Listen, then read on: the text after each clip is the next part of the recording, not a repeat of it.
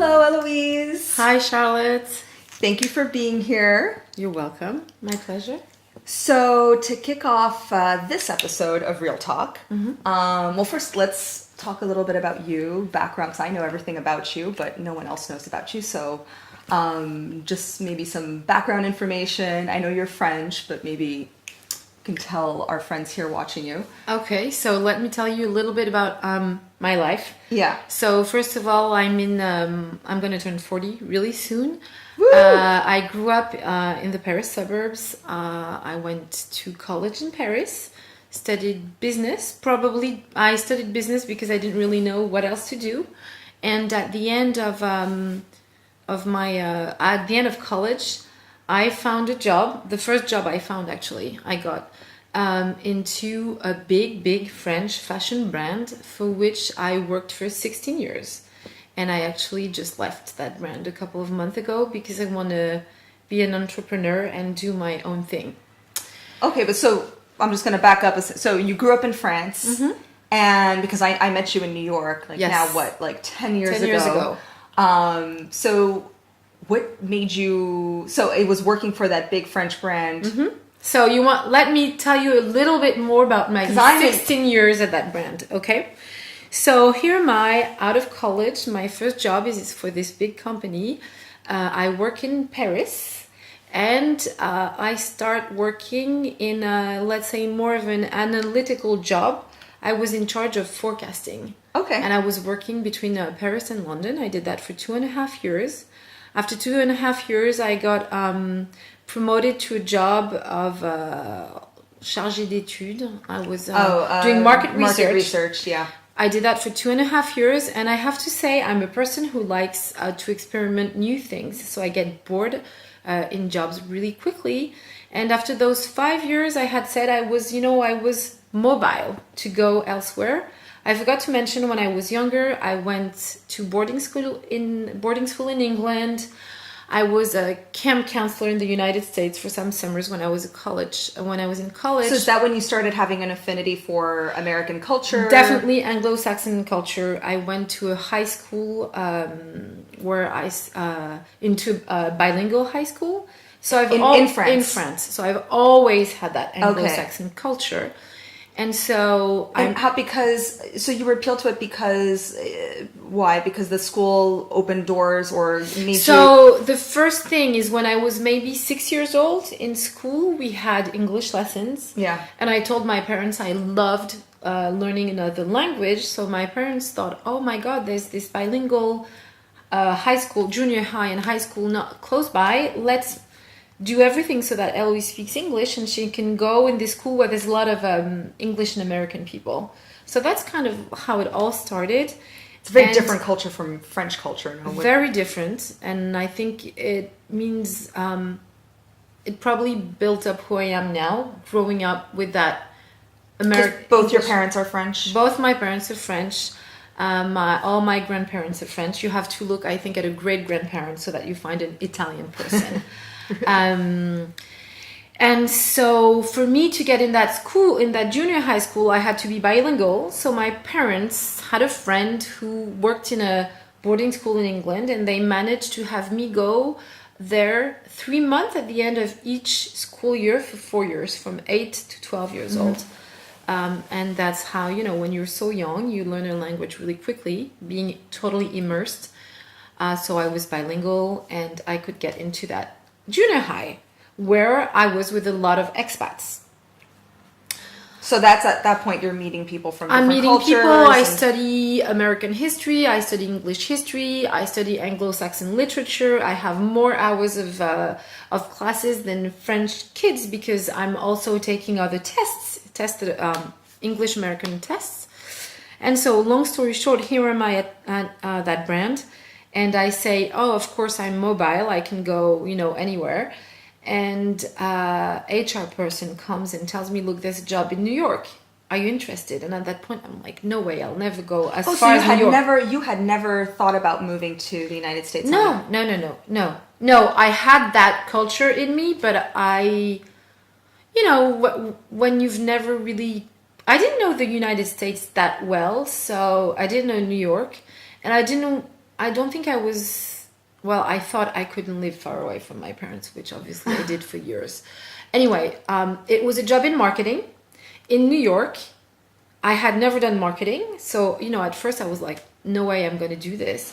And then I called my mom, who said, look, I'm going to miss you like crazy, but you have to go. I'll come and see you. You have to go. It's going to be the experience of your life. Go. So here am I moving to New York. And actually I stayed there for 6 years. Wow. What was the transition like? The transition was really hard.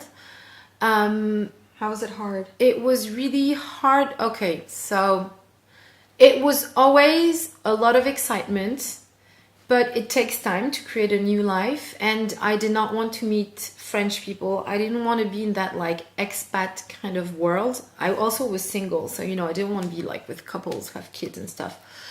It was hard once you arrived, leading up to it? Leading up to it was just positive because, you know, once you didn't know what to expect. And once you set up your mind to going, you know, you're not here anymore. You're already in your future.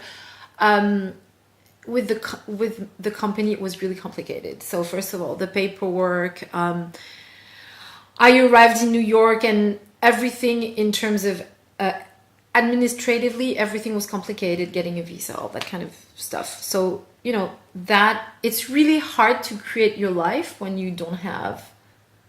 Let's say that in a different way. I didn't realize how complicated it was, you know, to get a bank account, get your cell phone, blah, blah, blah, blah, blah. And then, you know, I got there, I had like maybe 10 phone numbers and I met, you know, 10 people. And those 10 people definitely did not become my friends, but it's like a network. So I meet 10 people who introduced me to other people. And it took me, I would say, a good 6 months to make really good friends. Wow, that's quick. I think it was really long, but you know, it's just a matter of perspective. Of course. I had a very open-minded approach. Whenever I got invited to a place, you know, I would show up to a party not knowing anyone, just having an address. You know, not even walking there with the person who had invited me. So that was my state of mind at the time. So you were very proactive, positive. That's what I'm getting. Super proactive. Like you really wanted to embrace this new life in New York. Yes. I arrived in New York and I felt that city and we were going to have a love story. So did you have a love story with it? I had 2 amazing love stories in New York because I fell in love with that city, obviously. And I met my husband there. And I had my 2 first kids there. I love that. So yeah, I have a very, very, very special relationship with New York. And you know, so there I was. I had my job, you know, I had my friends, had lots of fun because, you know, when you're in New York in your 30s, life is just like the future's so open. I would say something that was hard for me is I had a work visa. So I was tied to working for the same company, which obviously doesn't give you a lot of leverage if you want to, you know, change job, negotiate. So at one point I started studying for the GMAT because I wanted to do an MBA. You know, to open myself to other kinds of job. And but I met my husband, I got pregnant, so stayed with the company. So a lot of things happened. Things happened in New York. Over a span of how many years? 6 years. Wow. And truth is, we lived in Brooklyn. We're super happy. Work-wise, I was successful. I got promoted a couple of times. But, you know, I was just like a machine doing things and, you know, launching products and doing the same marketing calendar over and over and over with lots of new ideas and with a lot of like test and learn things that we don't do necessarily that much in France, with a lot of pragmatism. You know, I remember, for instance, we're in 2007. I've been in the US for a year. We're organizing a product launch and there's this event with Vogue happening in San Francisco. And my boss tells me, well, you go deal with the event. And I'm like, what? I've never done an event. I don't know. How does this work? Blah, blah, blah. Anyway, I'm flying to San Francisco. I'm spending the weekend there. There's a lot of perks, you know. I'm in Macys Union Square with the people from Vogue, and a woman is supposed to talk about the new product. And she's like, I don't know anything about the new product. You have to do the speech. And so... And you were unprepared at this point. I was totally unprepared. And so there was some kind of like a, how do you say, une estrade? Like a pedestal? There was a pedestal, and the girl's like, well, why don't you just go? And here am I in Macys Union Square, unprepared. I mean, I knew the product, standing on my pedestal with my mic, talking about my new product. I don't think it's something that would have happened that naturally in France. And I feel in the US, you just go. So how was that experience? So you went up, and I'm sure you did fine, knowing you. I did totally fine. I'm sure you captivated everyone's attention. I had a little story to tell. I knew my product. We had like cocktails. The event was a success. You say it's a success when it's nice, but especially when there's sales. So sales-wise, it was great. And I was like, okay, so I guess that's the thing I know how to do. And in the United States, a lot of things happen like this. More opportunity. Yes, and you can really create your job. So at some point we were working on launching a product at a very high price point, and I remember the Paris office was like, this product is going to be sold at that type of price point. And in the US we're like, well, we can go for at least $100 more. And France was like, well, you can't do this. This is the global strategy. And I have to say, my boss fought and fought and fought. And for the first time in the history of this brand, in the US, we had a totally different strategy than in France, just because we were able to prove that it made sense. So I really like that way of working where, let's just test and learn. Let's just pilot. Let's just prove. Versus in France, if you had to make a... I never had the exact same job in France, so it's hard for me to compare, but I just feel my most operational job was in the US. So probably that's also why I have the feeling that I did a lot of things in the US. But I just have a feeling you can come up with an idea, say, okay, look, I thought of... let me give you an idea. This product is sold in 200 stores. I think we should follow the sales by store and super bad example. No, don't worry about it. Let me find something else. We'll get back to that, but let me take a few steps back, because I think you broached the topic earlier and when you were introducing yourself. But I'm curious to know. So I know we're not naming names, but I'm interested in understanding a little bit more why you chose to work for a large corporation. I would say I didn't choose. The corporation chose me. A lot of things I've done until today were by default. It's not negative at all, but I didn't really know what to study, so I studied business. And at the end of my college in France, it's DESS, so I studied for 5 years. At the end of those 5 years, you had to do an internship. And so I got accepted into 4 internships, and I chose the one that was the most appealing to me. It was working for a French department store in the cosmetics department. It was also the one that paid the best and the one that was closer to my apartment. So I chose that. So it was really happenstance. It was a question of proximity. It was a question of what? It was a question of, I could choose because I was accepted in 4 internships, and I just chose the one that felt the most interesting. But I also chose the one that was the better paid and that was the closest to my apartment. And this was how many years ago? That was 15 years ago? 17 years ago. 17 years ago. So in retrospect, because obviously we evolve as people, we evolve as because we evolve as people, the career choices that we make when we're just fresh out of school are not necessarily the ones that we end up wanting to pursue, at least when we're older. And some cultures actually, I feel, because I have a very similar background to you culturally, allow you to make switches versus others, like the French culture, that doesn't necessarily allow you to make easier switches. But in retrospect, do you think that was the path that was meant for you? Do you still... Basically, I'm trying to get at why you've left, but I'm trying to have your perspective on looking backwards. If this path was the one that really felt right at the time, or maybe it wasn't. I'm just trying to get a little bit deeper into like why. So, okay. Because did I choose by doing that internship? Do I feel I chose the right path? I think at that point in my life, it's like a matter of statistics. Yeah. A lot of roads were open to me, and I just chose one because maybe the trees and the flowers and the side look beautiful. That's kind of how it worked. But I really don't believe there's one path. And your life is successful of choices. I've always been amazed by people who have always known what they wanted to do. I remember being in high school and these girls knew they wanted to study that topic. Or people in marketing, I spent time in marketing who have always wanted to be in marketing. So they studied marketing and they were a brand manager, and they're going up like this. My life is just, a series of meeting people, opportunities, and I don't know the future.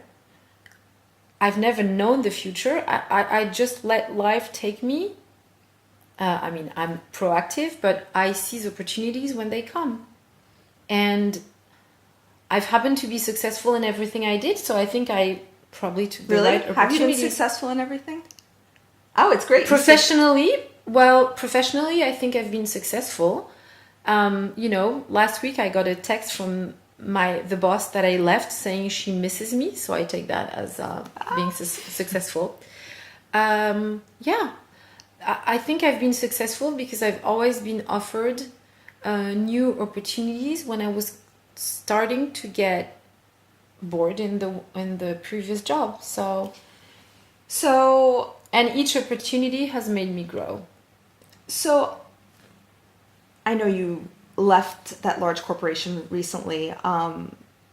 If you were so successful as you've been saying, and you were able to get new jobs every time you felt like you reached a point where you needed a new opportunity, why'd you leave? That's a really good question. Circumstances are extremely important. I left at the end of a year of maternity leave. And I think it's really important for me to explain that it's really hard to have perspective when you're into a job. And I was lucky enough to be able to take 1 year off. So that's very French, right? I never did this in the US. I had my third child a year ago. And with my husband, we decided that I was going to take more than the maternity leave because my husband was looking for a job. And we wanted him to have time to find a new job and, start and work like crazy as you do when you have a new job. Mm-hmm. And I think our kids needed attention. And so you were happy with that decision it's the best. Being so career focused for a huge chunk of your life after you finish your studies. How did that year feel? So once again, it's a matter of circumstances. I obviously had my children a little bit on the late side. Which makes things much more complicated because I was a mother when I started to have responsibilities. So, it's really easy to work like crazy and to be fully into your career when you don't have children. At least for me, having children made a, totally changed. Yes. I started to have responsibilities when I started to have my children, and I found that extremely hard to deal with. We have no support system in France, or at least in Paris. No grandparents close by. So it's just my husband and I and our children. I certainly do not want a nanny to take care of my kids, like to put them to bed.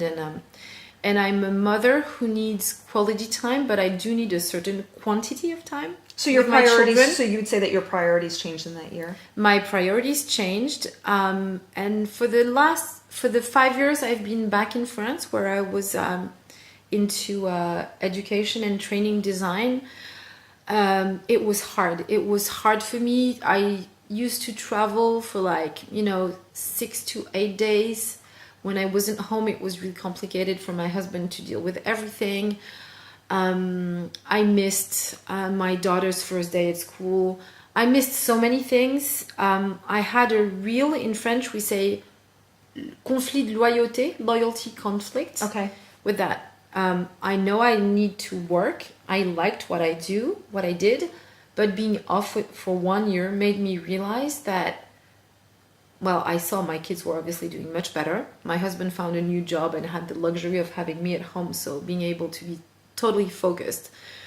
And I started, meeting a lot of mothers who were working, but were at 4:30 p.m. or at 6, just outside of school to pick up their kids. And guess what? What gives you that flexibility? To be your own boss. Mm. And that's when I started nourishing that idea that I really couldn't go back to that corporate world. I couldn't go back to meetings where I felt useless.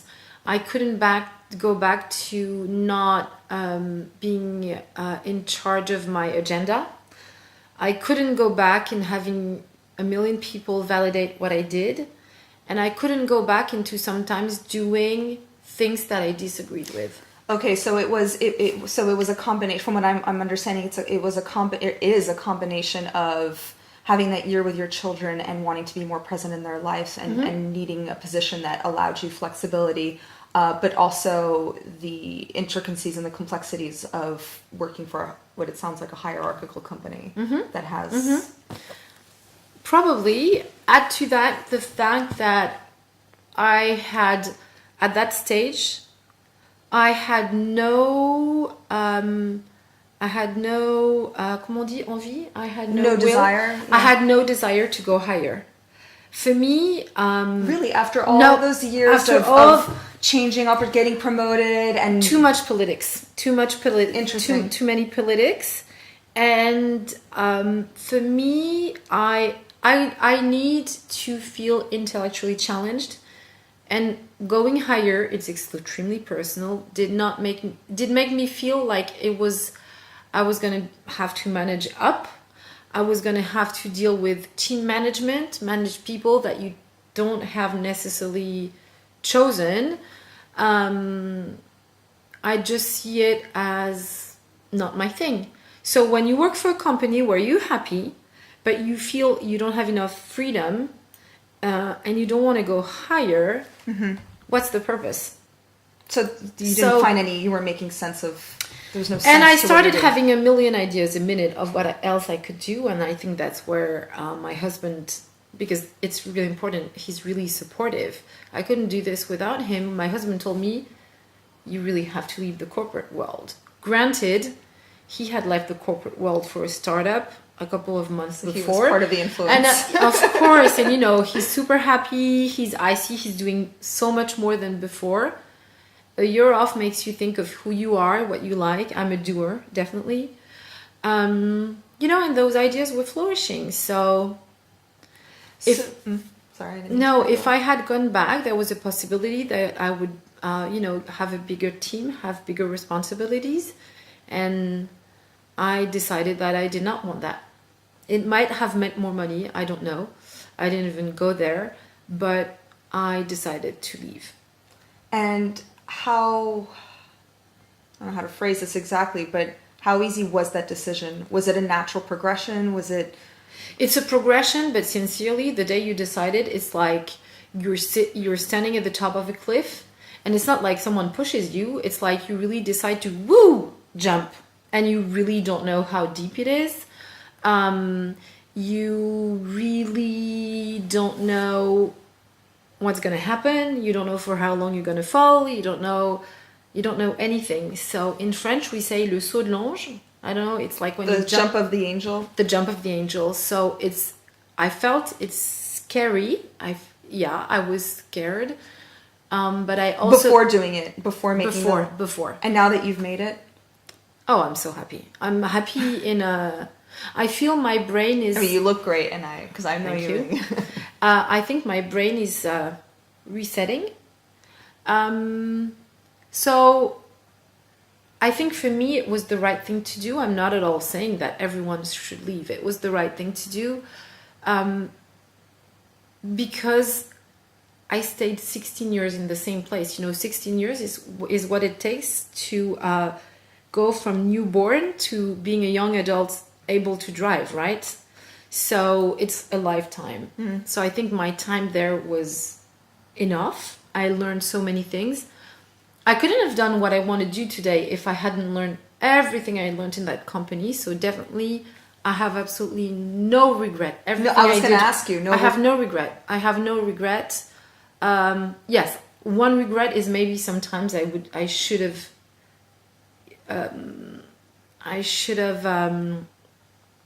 make my needs more clear, like when you stay really late and someone's waiting for you. You're giving so much to a company, but and when you can't walk your little girl to her first day of school because you're at the other side of the world, things like this, maybe I should have said no, but I didn't, so that's it. But otherwise I have absolutely no regret.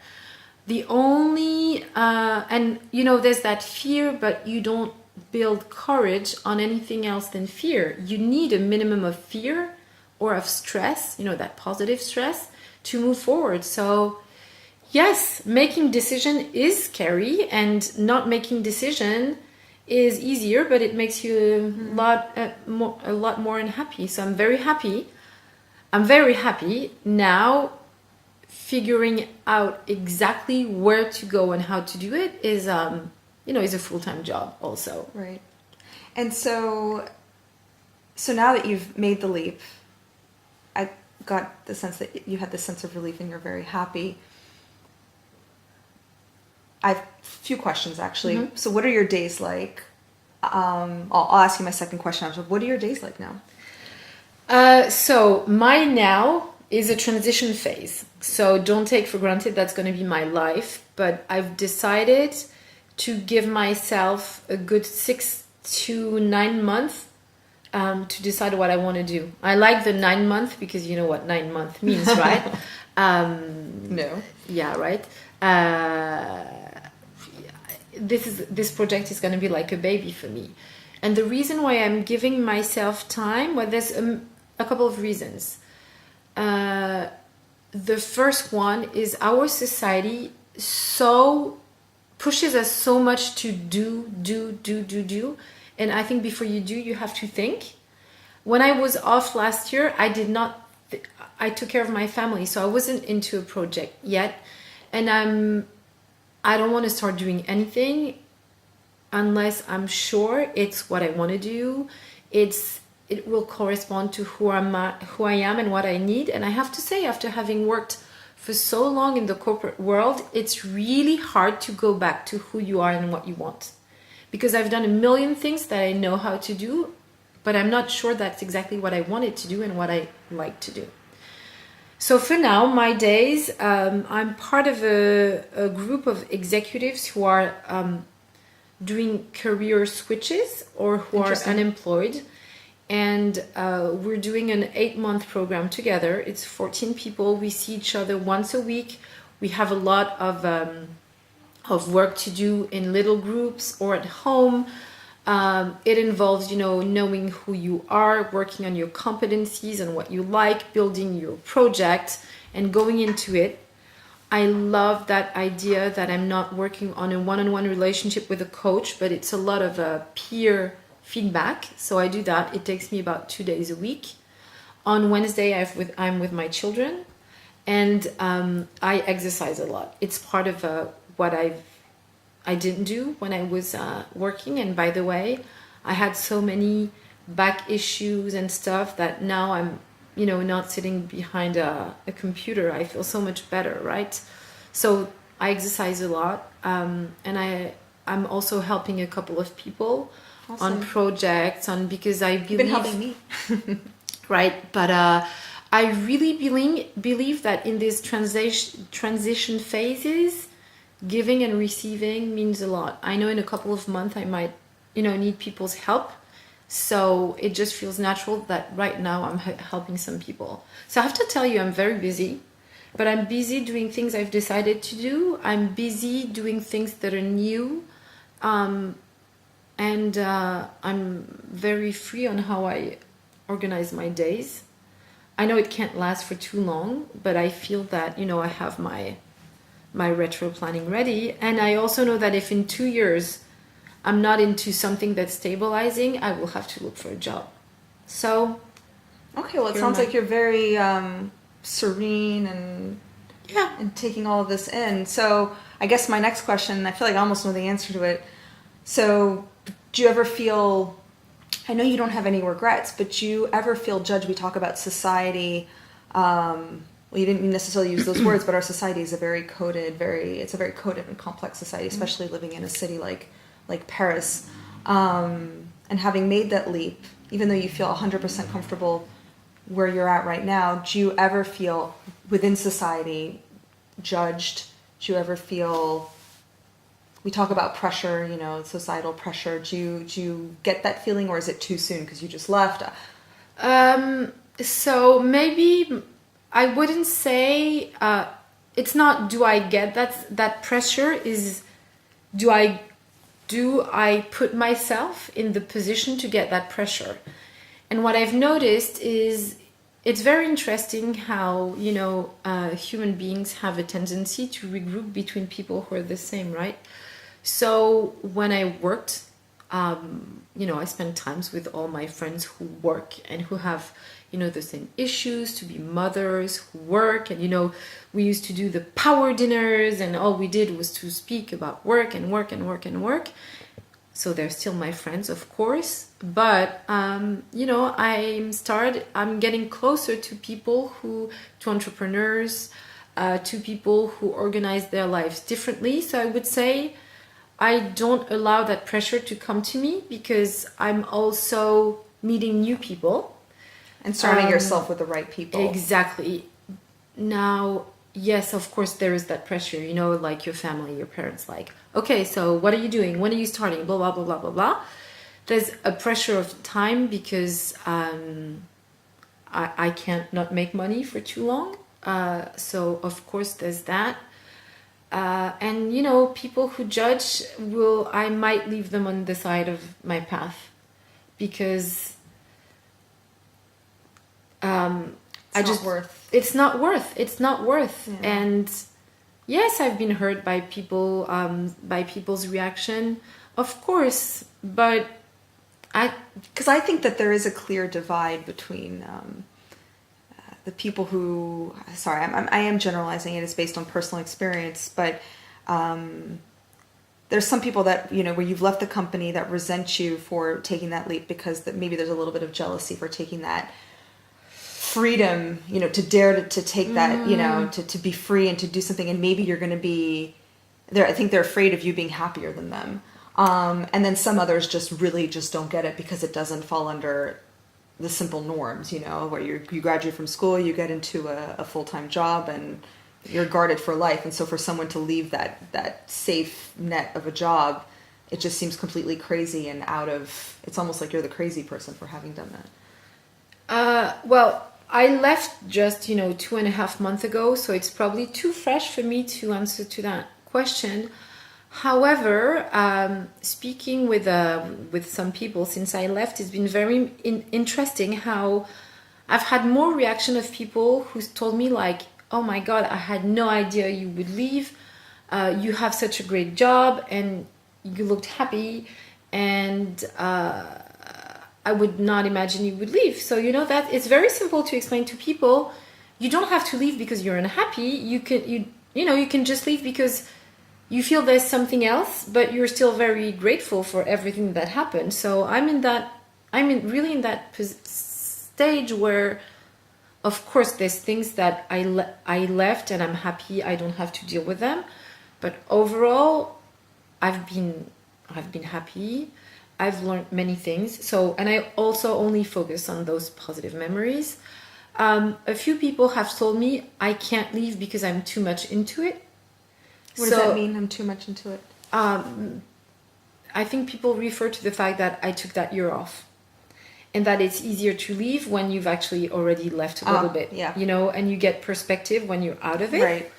I think a lot of people are afraid to leave because would the grass be greener elsewhere?